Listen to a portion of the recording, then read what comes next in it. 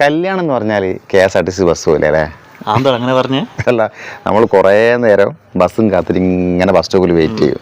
അവസാനം ഏതെങ്കിലും ഓർഡിനറി കയറിയിട്ട് നമ്മളങ്ങ് പോകും. അവസാനം നമ്മൾ തിരിഞ്ഞു നോക്കുമ്പോൾ അതേ റൂട്ടിൽ തന്നെ നല്ല വോൾവോ സൂപ്പർ ഫാസ്റ്റ് ലക്ഷറി ബസ്സുകളിലും വരുന്ന കാണാൻ പറ്റും. പിന്നെ നമുക്കൊന്നും ചെയ്യാൻ പറ്റില്ലല്ലോ. വല്ലാത്തൊരു കാര്യം തന്നെ അല്ലേ?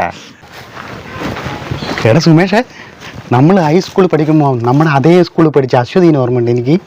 അറിയാവുന്ന പഠിക്കുന്ന സമയത്തോളം ഭൂലോക കോഴിയായിരുന്നില്ല സുജീഷേ?